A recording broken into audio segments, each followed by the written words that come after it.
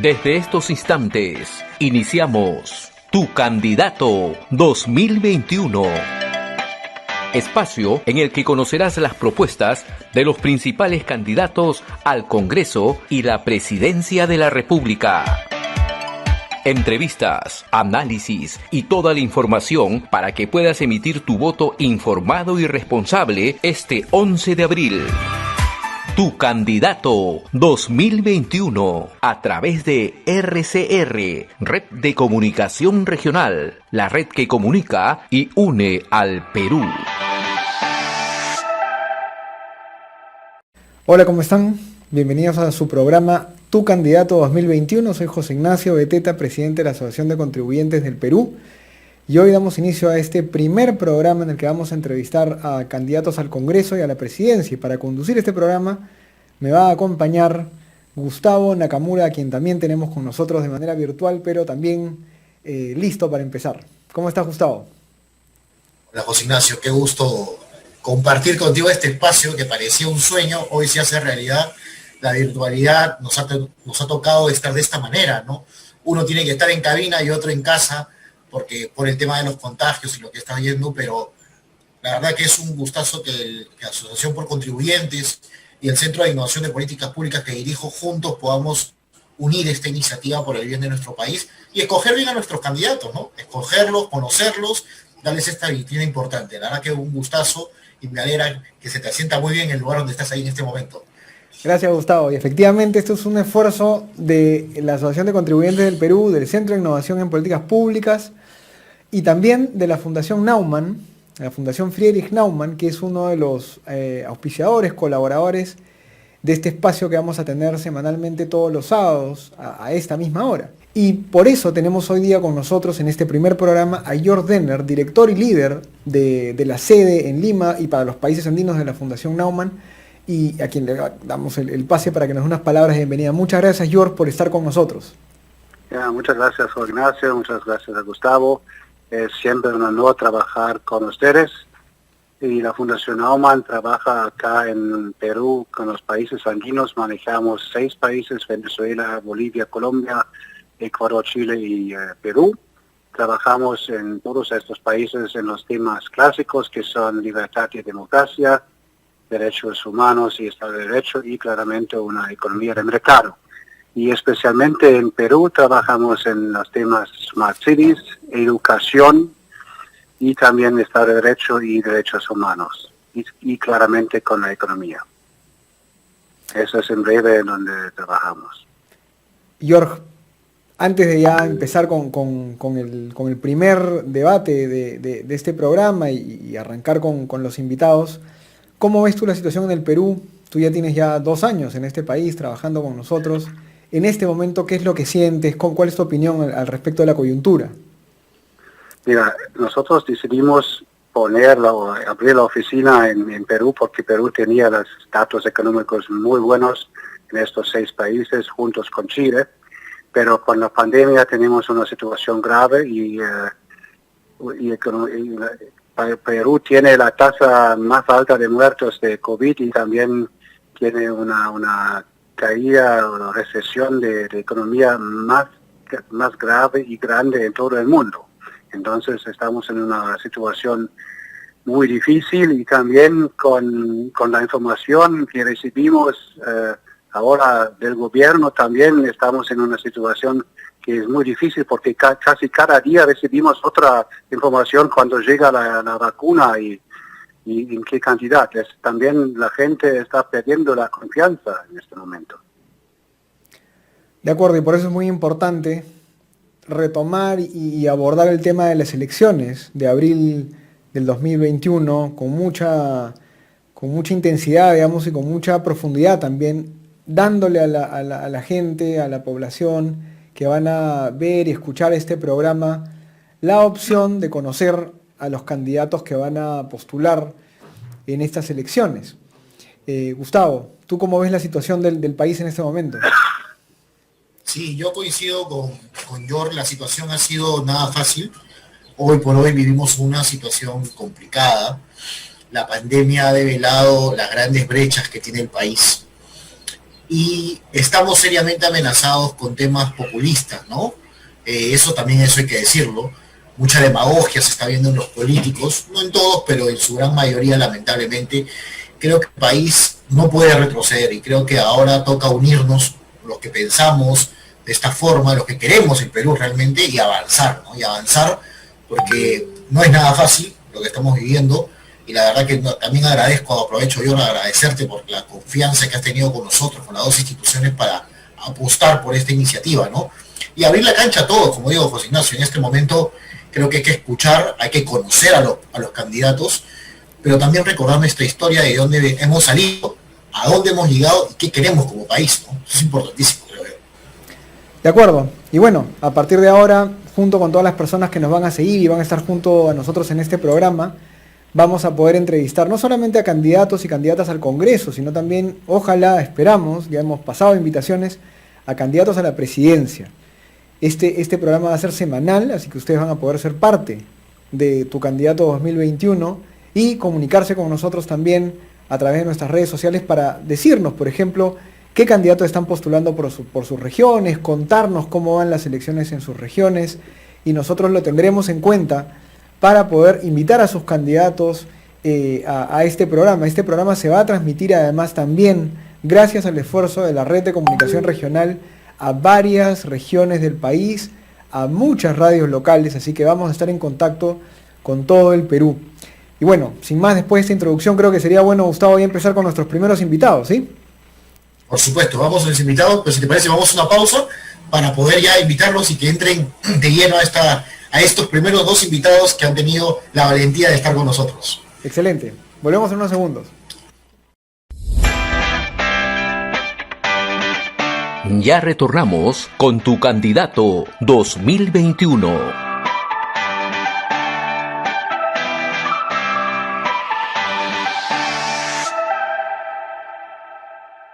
Hola nuevamente, ya regresamos a este programa Tu Candidato 2021, en el que vamos a conversar con ciudadanos, con peruanos que quieren hacer política, quieren postular al Congreso, a la presidencia. Conduce este programa José Ignacio Beteta, que soy yo, y Gustavo Nakamura, que también nos acompaña virtualmente.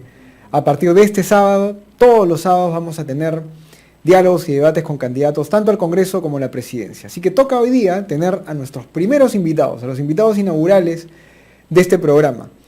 Uno es candidato por el partido Avanza País, Alejandro Cabero, que va con el número 14, abogado él. Y nuestro otro invitado del día de hoy es Vlado Castañeda, que va con el número 30 por el Partido Morado. Bienvenidos Alejandro y Vlado, ¿cómo están? Gracias, José Ignacio, por la invitación. Bueno, José Ignacio, gracias también a Gustavo y acá, a disposición para las consultas, preguntas, inquietudes que tengan. Un gusto tenerlos con nosotros. Gustavo, ¿qué esperamos nosotros de este diálogo con Vlado y Alejandro? No, muchísimas gracias a ambos por darse el tiempo. Gracias. Son los primeros, los valientes primeros, como siempre digo, que han dado el salto para conversar con nosotros, ¿no? Bueno, tanto José Ignacio como yo. José Ignacio representa a la Asociación por Contribuyentes y yo al Centro de Innovación de Políticas Públicas, pero estamos buscando gente como ustedes que nos exprese sus ideas. Tenemos varias preguntas que hacerles, pero lo que espero de este diálogo, como le decía José Ignacio, es diálogo, transparencia, conversar sobre un debate de ideas, porque creo que todos los cuatro que estamos acá somos gente que hemos estudiado, somos pensantes y queremos una política seria, ¿no? Y eso buscamos, realmente creo que construyamos un mejor país, eso es lo que estamos buscando, definitivamente. Así que José Ignacio, tú tienes la conducción, yo de acá te sigo. Excelente, yo voy a plantear el problema y el tema de fondo, y Gustavo, luego que ustedes hagan sus presentaciones, probablemente les haga una pregunta o un comentario extra. El primer tema para ambos, y vamos a empezar con Alejandro, es, bueno, ¿cómo reactivamos la economía? Que en otras palabras es cómo volvemos a darle oportunidades concretas a la gente para que pueda recuperarse después de este ya un año entero de haber tenido una situación económica muy difícil. Tenemos 2 minutos para cada uno y luego unos comentarios. Muchas gracias, José Ignacio. Sí, mira, yo creo que ahorita lo más importante es superar la pandemia. Para eso vamos seguramente a conversar más adelante sobre los problemas de gestión que existen hoy día en el Estado.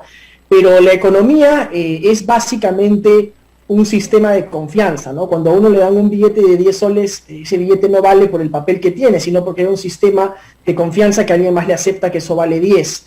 En este momento lo que necesitamos en el país es recuperar la confianza para reactivar la inversión pública, la inversión privada, sobre todo, que es la que más trabajo genera, recuperar el empleo que hemos perdido. Todavía alrededor de 1 millón de personas no han recuperado su trabajo. Creo que es fundamental recuperar eso, crear más empleo para quienes todavía no lo tienen o no lo han podido tener. Y lo otro que tenemos que hacer es reactivar la inversión privada destrabando los grandes proyectos de inversión. Hernando de Soto ha hecho un cálculo que si nosotros destrabásemos los proyectos que ya están listos en materia de extracción petrolífera, minerales, etcétera, podemos inyectar en la economía hasta 37.000 millones de dólares si reactivamos solo los proyectos que ya están listos para ser puestos en marcha, ¿no? Y eso podría generar alrededor de 150.000 empleos para los jóvenes y para los peruanos en general. Entonces, tenemos que reactivar con fuerza la inversión, tenemos que apostar por el sector privado, tenemos que apostar con fuerza por generar confianza, por resolver la pandemia, para recuperar esa confianza. Solamente como paréntesis, yo en Avanza País he sido muy claro, y Hernando también, en oponernos a esta idea de una asamblea constituyente, ¿no? Cuando tú estás en medio de una tremenda crisis económica, una severísima crisis sanitaria, donde la gente no sabe si se va a morir, si se va a enfermar, si va a perder su empleo, el nivel de incertidumbre que genera eso es muy peligroso precisamente para la economía, ¿no? Entonces tenemos que ir con mucho cuidado, tenemos que dar a la gente sobre todo certeza de cuál es el rumbo que vamos a tener los próximos 5 años, ¿no? Excelente, Vlado. Sí, bueno, en el caso del Partido Morado, este es un eje importante, está en nuestro plan de gobierno y se enfoca desde el punto de vista económico general en 5 aspectos. 1, la estabilidad económica. 2, la eficacia y eficiencia en la inversión regional y local, que se apuntale con la nacional. 3, el tema de promover la inversión privada, nacional y extranjera. 4, que es importante, la racionalización del gasto en todos los niveles y aumentar esa lógica de capacidad de gasto público. Imagínate que en el presupuesto público del año 2020 se han dejado de gastar más de 20.000 millones de soles. Entonces, más allá de ponerle más carga, que entiendo por dónde va la lógica de Alejandro, que la lógica está en que nosotros seamos más eficaces y más eficientes. Y lo quinto está asociado a mejorar la institucionalidad de los elementos que mueven y trabajan en la economía desde el Estado. Ahí tenemos el tema del Ministerio de Economía y Finanzas, el tema de la Superintendencia de Banca y Seguros y AFPs, y el tema de la SUNAT, para tener una tributación más justa. Pero esos son medidas, como diríamos, de todo el gobierno, de lo que está proponiendo Julio Guzmán como jefe del plan de gobierno, porque es el único presidente que es jefe del plan de gobierno. Los otros candidatos presidenciales están poniendo a otras personas para que dirijan el plan de gobierno. Y lo que suele, luego esas personas no están en el Estado, no están en los gabinetes. Acá no, acá en el Partido Morado es el candidato presidencial quien es el jefe del plan de gobierno. Pero hay que hacer medidas de corto plazo. Guzmán ya propuso medidas de corto plazo, las ha publicado recientemente a la luz de esta segunda ola. ¿Qué tenemos que hacer ahí? Empleo temporal, rápidamente. Reactivación, ahí a mejorar las cosas que tú sabes y ustedes saben que con los servicios de exclusividad que tiene el Estado puede generar que una rápida reactivación. El agro, la agricultura, el seguro, la facilitación, la promoción de la tecnología, aumentar la competitividad del agro. Yo estoy ahorita en La Libertad, porque soy de Guadalupe, de la provincia de Pacalmayo, la zona arrocera más importante del norte del país. Y se ve, no han tenido acceso a agua. ¿Qué pasa eso? Redunda directamente en los ingresos que van a tener hacia futuro. Entonces tiene que haber una promoción de esa masa crítica. Pero no nos olvidemos también de Reactiva Perú, el famoso Reactiva Perú, que ha reactivado, sí, seguro, pero no ha llegado a las medianas y pequeñas empresas pequeñísimas. ¿Por qué? Porque había un tope por las ventas anuales. La lógica es flexibilizar ese tope para que los pequeños negocios, los emprendedores tengan facilidad de acceso, de acuerdo a sus ventas anuales, sí, pero que no le pongamos un tope, porque si no se queda una masa crítica importante, la más vulnerable, sin acceso a recursos para dinamizar sus negocios. Ya, vamos a dejarlo ahí, está perfecto. Gustavo. Sí, yo quería un comentario para ambos o una pregunta, ¿no? Por un lado, acabas de decir el tema de las pymes. Si bien Alejandro ha dicho las cosas más para las grandes empresas, pero también seguramente debes tener algunas propuestas o el plan de Avanza País, y tú como también futuro, si es que sales elegido, congresista, tengas a bien que me digas qué han pensado para las pequeñas empresas. Ese es para ti, Alejandro. Y en el caso de Vlado, es interesante lo que planteas a nivel regional, lo que estás planteando como el tema de la institucionalidad. En el caso de tu persona, no hablemos solamente del partido, de tu persona, ¿estarías de acuerdo en este momento con un tema del tema constitucional? Porque es un tema bien trillado, se ha escuchado mucho, pero algunos están a favor, otros con cambios a medias, otros que sí hay, que tiene que haber una asamblea constituyente. ¿Cuál es tu postura sobre eso? Muchísimas gracias a ambos. Gracias, Gustavo. Mira, el segundo gran pilar del programa de Hernando de Soto es la informalidad, resolver el problema de la informalidad, que es un problema que venimos arrastrando por décadas en el Perú.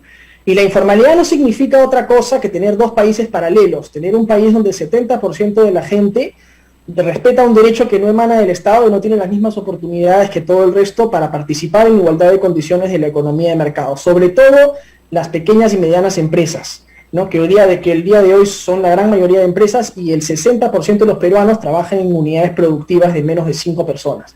Entonces, es fundamental que para nosotros tener una propuesta, de largo plazo, tenemos que resolver el problema de la informalidad. Y la razón por la que tenemos estos dos países paralelos es porque ser formal en el Perú es muy costoso. El derecho que se emite para el 30% de la población es muy caro de cumplir para el resto del 70% de la gente. Eso tiene que ver con costos de la tramitología, tiempo, dinero, regulación mal pensada, regulación además que no va acorde con la realidad. Y eso tiene un problema más profundo todavía que subyace en el aparato público mismo. En el Estado peruano funciona como una suerte de archipiélago. El Estado peruano no colecta, procesa y comparte información. Entonces, no solamente las propias instituciones, sino entre las mismas instituciones públicas se comparte poquísima información. Por lo tanto, la calidad de las decisiones públicas que se toman son pésimas, son de muy mala calidad y por tanto al estar absolutamente desasociadas de la realidad, las hacen muy costosas para la gente. Seguramente más adelante vamos a conversar sobre la cuarentena, que para mí es una decisión de política pública pensada sin tomar en cuenta la data que te muestra la realidad peruana, ¿no? Y lo mismo ocurre en todo sector, lo mismo ocurre en la salud, lo mismo ocurre con las pequeñas y medianas empresas, lo mismo ocurre con el régimen tributario, con el régimen laboral, ¿no? En el Perú existe un profundo incentivo al enanismo empresarial, crecer es muy caro, es muy difícil, ¿no? Necesitamos romper los tabús de conversar en una verdadera reforma tributaria, en una verdadera reforma laboral, porque sin eso no vamos a poder finalmente darle las herramientas a las pequeñas y medianas empresas para crecer y ser más productivas en el corto y mediano plazo, ¿no? Entonces, y resolver el problema de la informalidad. Entonces, por ahí va en la idea del programa de Avanza País, ¿no? Simplificarle la vida a la gente y darles acceso a las mismas condiciones y oportunidades de una economía de mercado igual para todos, ¿no? Gracias. Vlado, te escuchamos. Sí, sobre la pregunta que me hacías de los aspectos ligados a la reforma constitucional, lo partido y nuestro líder Julio Guzmán ya hace ya varias semanas ha planteado es que en los dos primeros años de gobierno, se genere un debate sobre nuestra Constitución. Un debate intenso donde participen todos los actores, todas las fuerzas vivas. Por cierto, los jóvenes, que ahora tienen un rol importante, esta generación del Bicentenario.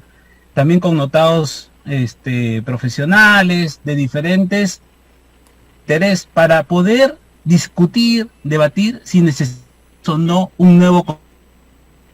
Después de esos 2 años decidamos juntos como sociedad, como se debe hacer una constitución, no una medida populista, ya voy a cambiar la constitución la próxima semana, como si fuera documento. Esto exige un contrato social, hay que ser prudentes, porque hay partidos políticos que solamente por campaña lo están produciendo un mensaje inadecuado para la población. Pareciera que cambiar la constitución debe ser así. Lo prudente es debatir, analizar, y después de 2 años, es lo que propone Julio Guzmán, podamos definir si es necesario hacer un referéndum constitucional o no.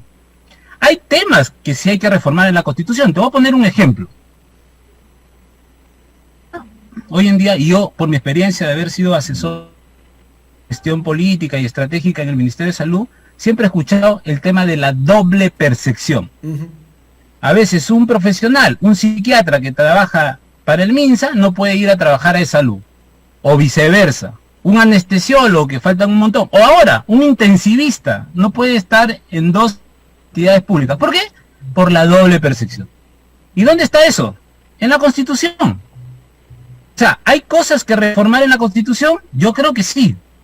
Pero si vamos a cambiar temas estructurales, como nuestra apuesta por una economía de mercado, hay que debatir. Eso no puede ser así que, como dice la señora Verónica Mendoza, ya. Para eso no puede ser. Tenemos que hacer un amplio debate. Y en esa línea todos tenemos que estar juntos. Esto ya es más allá de las tiendas políticas. Esto es pensar en nuestro país. Y creo que esa es la parte de responsabilidad que siempre ha tenido el partido y lo ha demostrado en la bancada 1.0. Y la bancada 2.0 va a seguir en esa misma línea. Seriedad, decencia y una política diferente. De acuerdo, hay un tema que los dos han mantenido, y creo que es bueno resaltarlo, y es que finalmente la inversión privada, la generación de estabilidad económica, la preocupación por las MIPYMES, por la informalidad, acá hay puntos de encuentro. Creo que eso no se puede perder de vista porque definitivamente es una base sobre la cual hay que construir, ¿no? Y acá estamos todos de acuerdo y me parece muy valioso. Ahora, vamos al segundo tema y vamos a ser un poquito más dinámico porque la primera parte estaba un poco más amplia, más holgada, por eso voy a ser más fastidioso con los tiempos.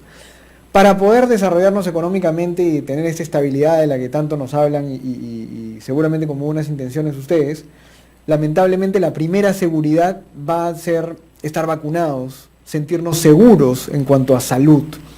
Y lamentablemente hemos visto que no solamente este gobierno, porque es un gobierno de transición, también el gobierno anterior y en general el Estado y su estructura de gestión de la salud no ha sido capaz de responder rápido a esta situación. Nadie va a estar seguro, número uno. Y número dos, el Estado, como decía Alejandro, va a tener muchas más excusas para poder cuarentenas si es que no terminamos estando vacunados lo más rápido posible. Los siguientes 6 meses y los siguientes 3 años, por lo menos, van a ser años diferentes. Vamos a vacunarnos como si fuera la influenza. Vacunación y vacunación y vacunación 3, 4 años hasta que esto se normalice. Propuestas de cada uno para esta primera etapa y para lo que viene después en cuanto a la vacunación. ¿Qué se debe hacer para que más personas se vacunen rápido? Vlado, primero tú. Sí, mira, la vacunación tiene, diríamos, toda una cadena de valor, ¿no? Hay una primera parte de valor que depende, pues, de los laboratorios y de los convenios que hagamos para tener. Hoy acaba el presidente, no sé, creo que se enteró que iban a hacer ustedes la pregunta, acaba el gobierno de decir que ya está en progreso ese tema.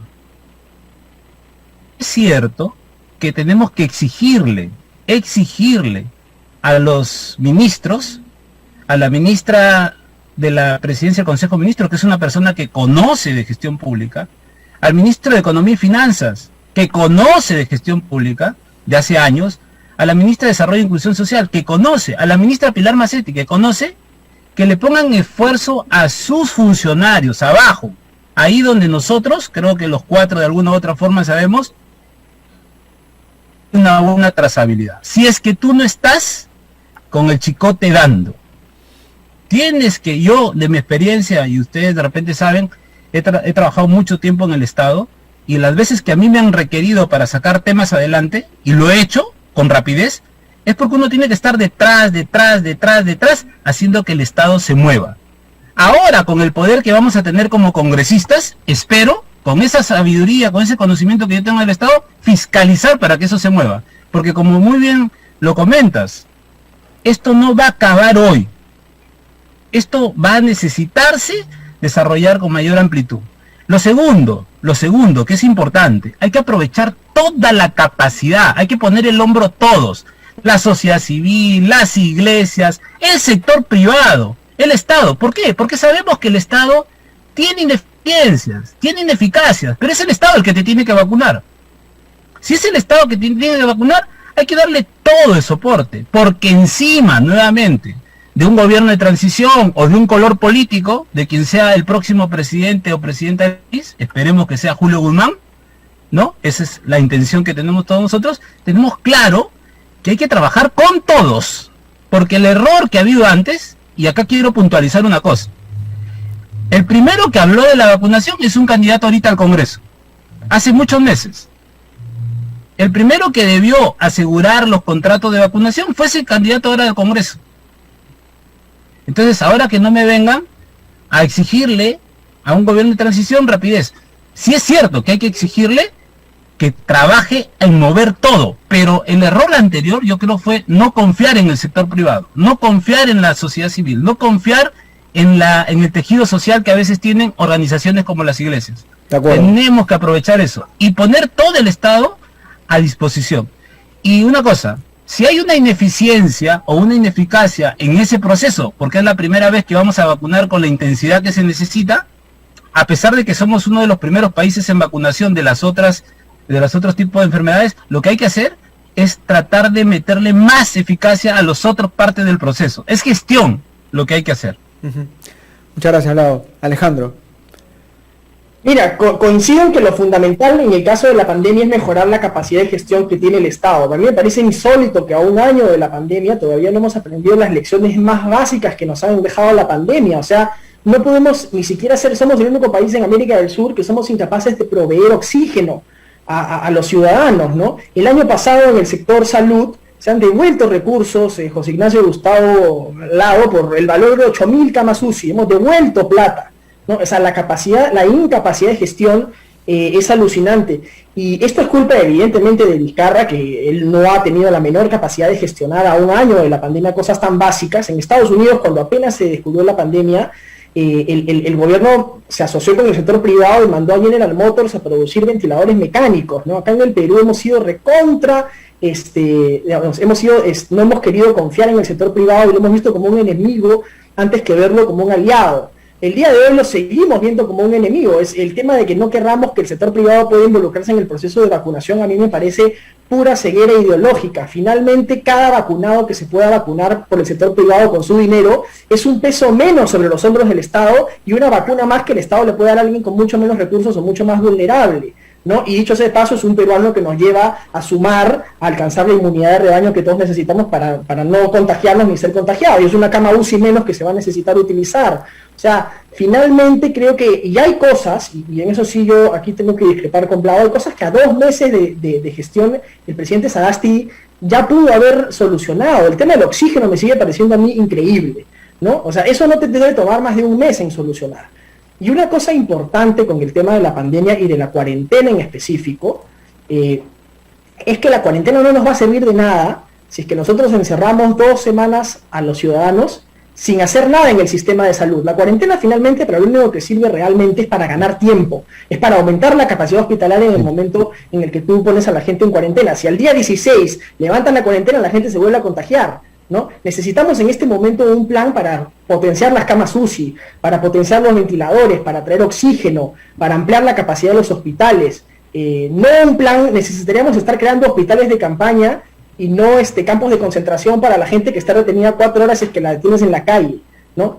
Y necesitaríamos, me parece bien, y en eso sí yo felicito que el día de hoy se haya anunciado la compra de 20 millones de vacunas adicionales, eso creo que es positivo, suma, estamos bastante tarde, Chile ya va por su 3er lote de vacunas y Perú, digamos, recién no ha recibido ni el primero todavía, cuando de hecho ese paso dicen que se les cayó el pelo del avión. Señores, si a mí me pasa eso, yo mando un avión de la Fuerza Aérea a recoger las vacunas, ¿no? No estoy esperando que me digan si el vuelo comercial puede o no puede traerlas, en fin.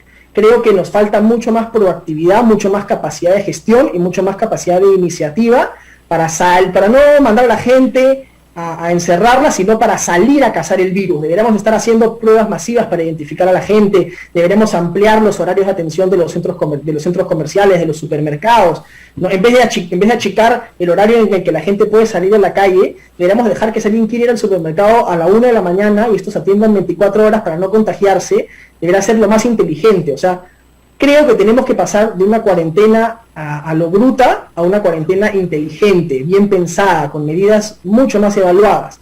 Pero eso tiene como causa que el Estado peruano no recolecta, no procesa y no comparte información, y es un gran elefante a ciegas que toma las decisiones que toma por esas razones, ¿no? De acuerdo, Gustavo. Pero yo los he escuchado y otra vez veo bastantes coincidencias en varios puntos, y la verdad que, como decía José Ignacio hace un rato, es un gusto que haya candidatos de diferentes partidos políticos y de líneas políticas, pero que tienen una postura muy parecida en varios puntos. Veo bastante convergencia en ello. Y saludo eso también, porque de eso se trata la política, ¿no? De eso se trata la política, de ver espacios comunes para sacar adelante el país. Quiero hacerles una pregunta que puede ser trillada y se ha escuchado mucho, pero algunos han mencionado que la empresa privada debería traer vacunas también. Puntualmente, ¿estarían a favor o en contra que lo traigan o no lo traigan? Y si es así, ¿cuáles serían las condiciones que ustedes deberían ponerse para que traigan las vacunas ya una empresa privada? Y a lo mejor por las aseguradoras un grupo de gente pueda vacunarse, y después de las primas que llegan al Estado, que también saludamos esa medida, que estos 20 millones que van a venir pueda ser utilizado por las personas que tienen menor acceso. ¿Estarían de acuerdo o solamente el Estado? Claro, por favor. Bueno, yo lo que opino es que, y creo que esa es la línea, creo que en la parte de lo que ha propuesto mi partido, que es que todos debemos poner el hombro, ahí todos nos debemos involucrar. Ahora, ya tiene avanzado el Estado traer las vacunas. Eso tiene que asegurarlo, y acá hay que tener claridad, porque hay que ser también consecuentes cómo lo van a aprovechar los populistas, estos que tratan de desviar la atención para poder crear zozobra e incertidumbre en la población. Hay que ser conscientes. ¿Por qué el Estado tiene que involucrarse? Porque hay vulnerabilidad en nuestra sociedad. Hay que ser conscientes de que cuando tú dices que el privado lo va a traer, la gente automáticamente, la gente común y corriente, automáticamente, ¿qué piensa? Que se lo van a vender. ¿Y qué piensa cuando se lo vende el privado? Piensan que es un negocio. Así es, esa es la realidad. Yo tengo una ideología de centro, ¿no? Entonces, en ese contexto, hay que atender ese contexto de realidad que tenemos en nuestro pensar ciudadano. Entonces, ¿qué tenemos que hacer? El Estado tiene que involucrarse, y tiene que ser el primero en involucrarse. ¿Por qué? Porque la salud es un derecho. La salud es algo que debe resguardar el Estado. Y en ese contexto tiene que dar todo el desarrollo para dar la accesibilidad, la cobertura y la calidad de la vacuna que se necesita. Porque el Estado tiene que ser el primero. Pero sí, el Estado, de lo que valida el Estado, de lo que aprueba el Estado, el privado se quiere involucrar para... Creo que no debemos cerrarle la puerta al privado. Muy bien, hay que aplaudir esa lógica.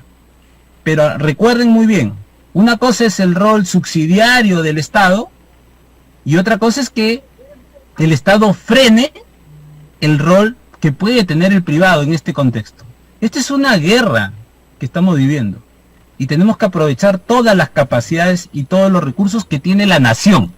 Si no lo vemos así, no tenemos un rol estadista, y ahí es donde tenemos que generar un cambio en la política de nuestro país. Porque sería fácil decir que no entre el privado, porque el privado tampoco. O también irse al otro extremo, que todo lo haga el Estado. Porque vemos, y acá coincidimos creo todos, el Estado no tiene todas las capacidades, tiene varios fallos del Estado.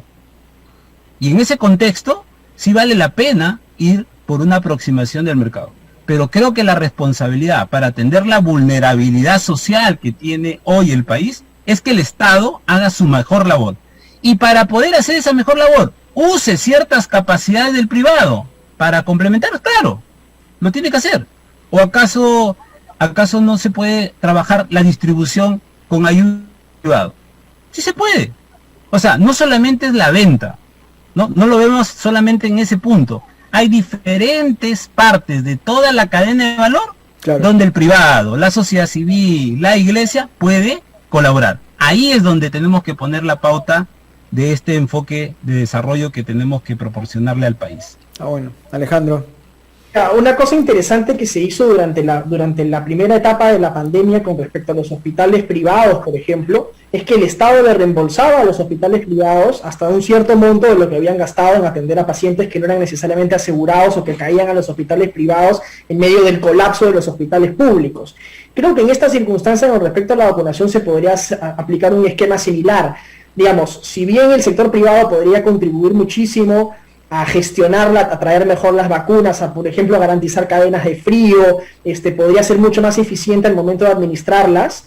Evidentemente, si eso puede tener un costo, quizás el Estado pueda subsidiar ese costo o reembolsarlo posteriormente a quienes deseen acceder a él. Igual no me parece mal per se que las personas que puedan pagar su vacuna la paguen, digamos, quienes puedan pagarlo, no deberían tampoco ser subsidiadas por el Estado, ¿no? Finalmente, quien no pueda pagarlo, se la puede administrar el Estado, se la puede administrar un privado, y cuando se le administra un privado, el Estado le reembolsa ese dinero, ¿no? Eso por un lado, porque finalmente, como dijo Vlado, yo coincido, tenemos que utilizar todos los recursos de la nación. Este es un problema nacional, es una crisis nacional gravísima, que está afectando nuestra economía, está afectando a nuestro sistema sanitario, o sea, es una guerra, es una suerte de guerra en la que tenemos que usar todos los recursos a nuestra disposición. El Estado evidentemente no está en capacidad de afrontar este asunto por sí solo, eso está clarísimo, ¿no? Y finalmente también, como decía antes, cada persona que pueda pagar su propia vacuna es un gasto y una carga menos sobre los hombros del Estado. Es una vacuna más que el Estado le puede dar a una persona en mayores condiciones de vulnerabilidad, y es un peruano que va a necesitar una cama UCI menos, y es un peruano que va a contribuir a llegar al 70% de inmunidad que necesitamos. Entonces, yo en ese sentido sí coincido y creo que podrá aplicarse este esquema de reembolso cuando lo apliquen los privados, por ejemplo, podría funcionar, ¿no? Aquí lo interesante es que el diablo está en los detalles, ustedes lo saben bien porque saben de gestión pública o de política pública. Es interesante la distinción entre el Estado primero y luego el privado ayudando, o el Estado dejando que el privado asuma un rol más protagónico, ¿no? Porque él, digamos, se sabe no eficiente, ¿no? Porque el ejemplo de Vlado es muy interesante. Tú dices, ya, el Estado las compra y el privado las distribuye. Mientras que el ejemplo de Alejandro es, dejen que el privado las compre, pero el Estado subsidia. Es decir, ya de una vez utiliza la máquina privada que funciona bien, ¿no? De tal manera que lleguen al país las vacunas. Son dos enfoques que, si bien es cierto, parecen, se parecen, son similares, ¿no? Ponen la carga una en un costado y otra en otro costado. Y siempre va a ser un debate, ojo, siempre va a ser un dilema, digamos, ¿qué tanto involucramos al privado en aquellos servicios que deberían ser públicos? Estamos de acuerdo que hay muchas lógicas del mercado que no necesariamente se aplican de manera, digamos, idónea, pues, digamos, en una situación, en un país donde hay poblaciones vulnerables. Pero volvemos a lo mismo que usted lo ha mencionado, falta confianza. Si hubiera confianza, en algunas cosas el privado haría su trabajo con el Estado, digamos, acompañándolo, y en otras cosas el Estado lo haría con la ayuda del privado. Y elegirías dónde es mejor que uno u otro funcionan, ¿no es cierto? Porque funcionan bien, lo hagan bien. Pero si no hay confianza, ni siquiera lo dialogas. Y lo que estamos teniendo hace muchos años es un Estado que lamentablemente ha monopolizado muchos de estos servicios y lo ha hecho mal. Y un privado que se ha puesto a un costado y que efectivamente cuando entra lo que busca a veces, y es verdad, es ganar, ¿no? Y entonces cuando tú tienes un privado que no se integra a este proyecto de país, terminan pasando estas cosas, se rompen las relaciones entre dos actores que son básicos. No tenemos todo el tiempo del mundo, digamos, pero a ver, hay un tema muy importante aquí, que es el de la representación. Ahora sí vamos a ver qué es lo que ustedes van a hacer ya en su función legislativa, porque finalmente la reactivación económica y el proceso de vacunación de alguna forma van a caer un poco más en el Poder Ejecutivo. Pero hay una reforma que ha estado pendiente porque, si bien es cierto, se hicieron algunas cosas, se quedó incompleta. Y es la reforma política, la famosa reforma política. Y dentro de esa reforma política hay un tema clave, y es que los congresistas realmente representen a los ciudadanos, que los ciudadanos se sientan representados por los congresistas, y que eso sea una relación directa, esto que mencionaba Vlado, un real contrato social que hoy día no existe, la verdad. Sus propuestas, y empezamos por Alejandro, para esta reforma política, de los políticos, ¿cómo lo hacemos? Mira, yo si algo he podido ver estos últimos 5 años es que el Perú, que es este país que ha estado en piloto automático, cuya economía ha hecho su parte y que el Estado no ha ido al mismo ritmo, el problema del Estado, en gran medida, lo que han mostrado estos 5 años es que es un problema político, ¿no? Yo he tenido la oportunidad de estar tanto en la presidencia del Consejo de Ministros como en el Congreso. Cuando estaba en la PCM, lo único que se hablaba era en qué momento vacan al presidente. Cuando estaba en el Congreso, lo único que se hablaba era en qué momento el presidente disuelve el Congreso, ¿no? El problema es político y necesitamos mejorar los incentivos políticos, necesitamos mejorar las instituciones políticas. Yo creo que sí, la Constitución requiere profundos cambios, pero los cambios en los capítulos en los que ha funcionado mal, en el capítulo institucional, en el capítulo político, el capítulo económico, dejémoslo donde está porque ha funcionado muy bien, pero hay ciertas cosas en la Constitución en materia política que no funcionan.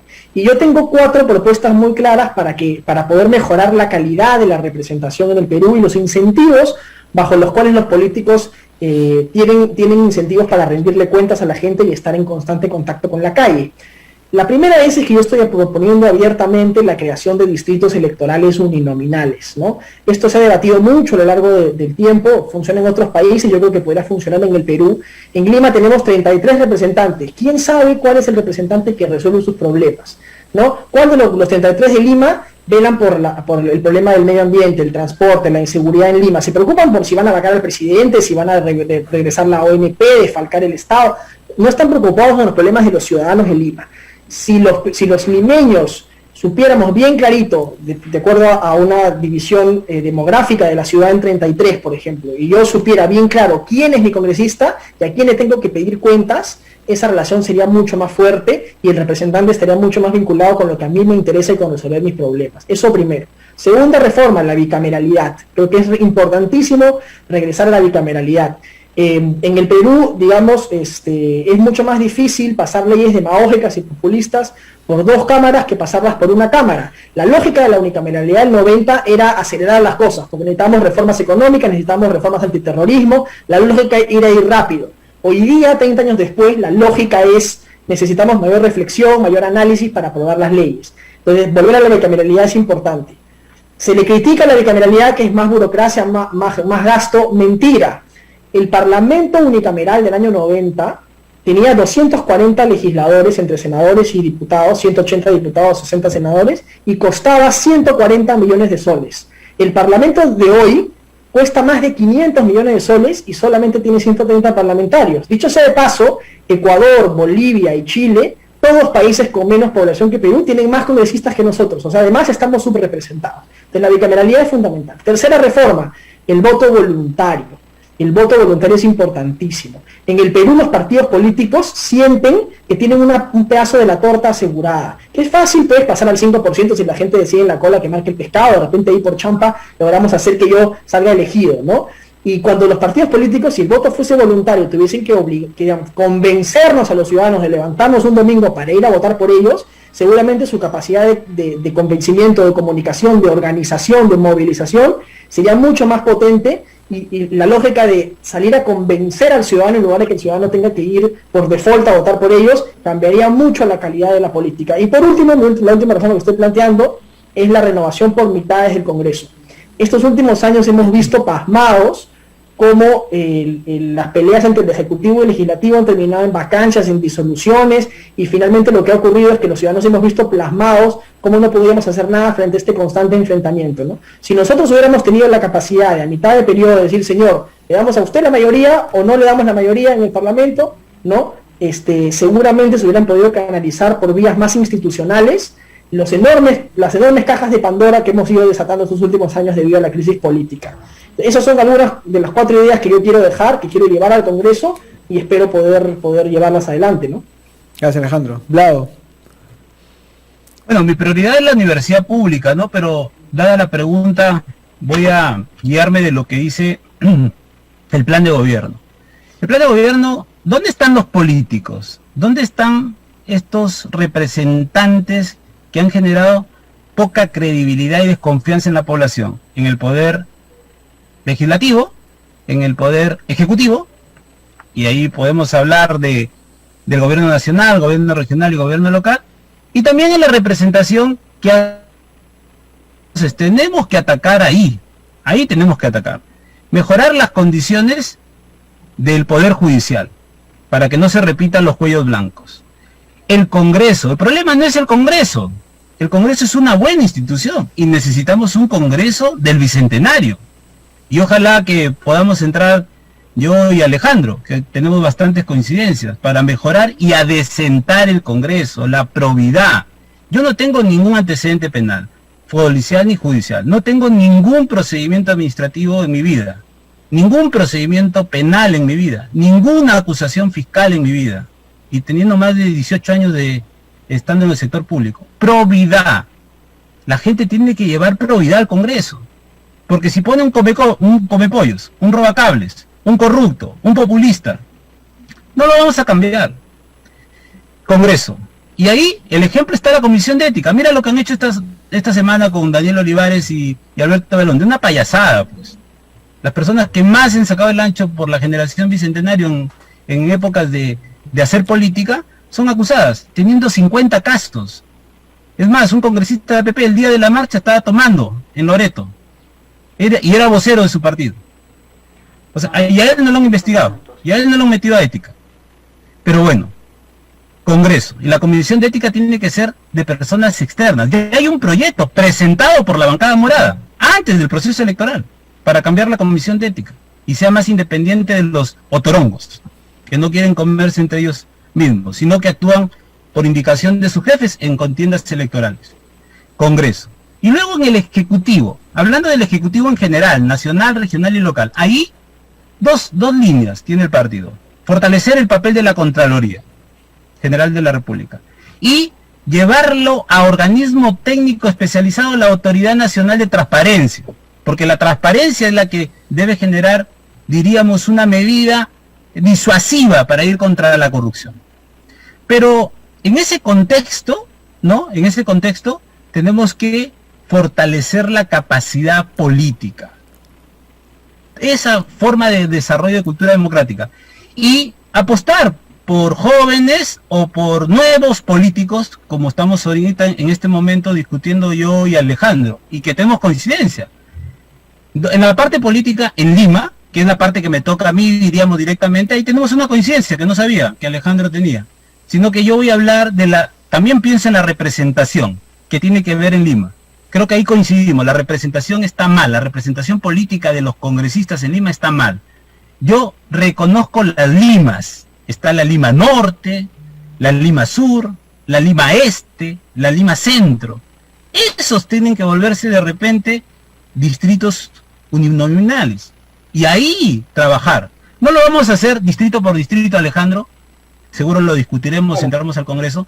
Porque Santa María no le vas a dar la misma representación que Jesús María y la misma representación que San Juan de Lurigancho. Pero sí creo que estamos en la misma línea. Y la bicameralidad, te la compro.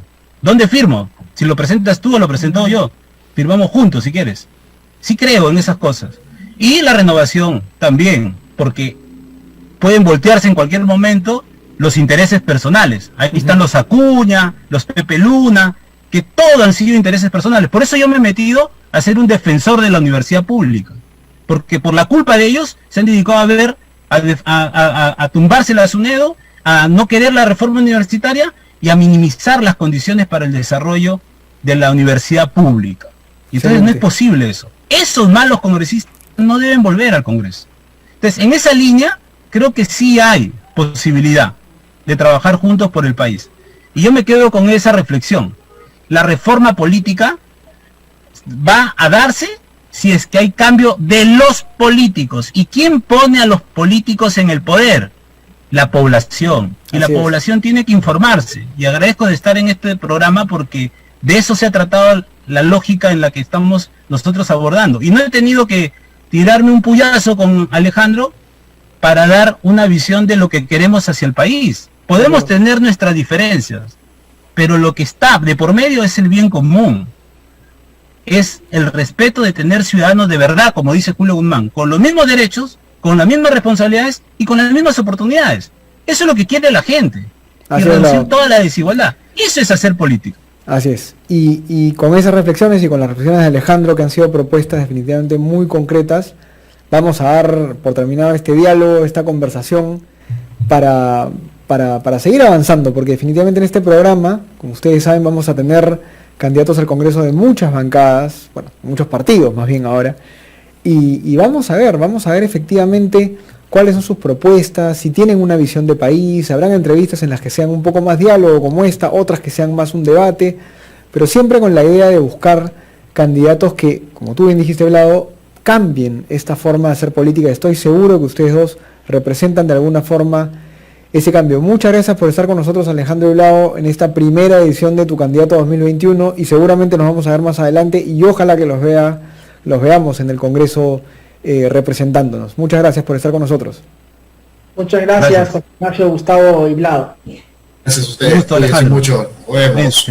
Gracias. Nos vemos, Ignacio. Gracias, muchas gracias. Y nos vamos a una pausa rapidito y regresamos con Gustavo para cerrar el programa.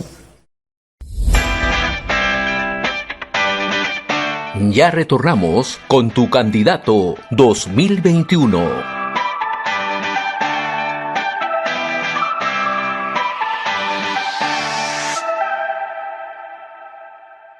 Hola nuevamente aquí en Tu Candidato 2021 para esta última parte del programa. Gracias por estar con nosotros. Este programa se transmite en varias regiones del país a través de la red de comunicación regional. Gustavo, tus palabras finales, ¿cómo viste este primer programa, este primer debate, este primer diálogo? Mira, primero, rescatar lo que dije hace un momento. Hay muchas coincidencias cuando las personas son alturadas, letradas, con estudios, y cuando ponen por delante los intereses del país, las diferencias van dejándose de lado, si te das cuenta. Eso es lo que el primer programa, el primer mensaje que hemos dado es eso. Creo que esto es importante. Y otro mensaje es, y seguramente no dio el tiempo con estos chicos, pero con estas dos personas, dos futuros candidatos, y bueno, son candidatos, ojalá, si así el voto popular les da, sean sean congresistas, es el tema de la reforma de los partidos políticos. Creo que es una gran oportunidad del país, porque muchos partidos desaparecerán, y no porque desaparezcan, sino porque hay que tener partidos realmente sólidos, institucionalizados, con buena formación, para que tengamos mejores políticos. Creo yo que eso es vital. Me deja como mensaje también este programa eso.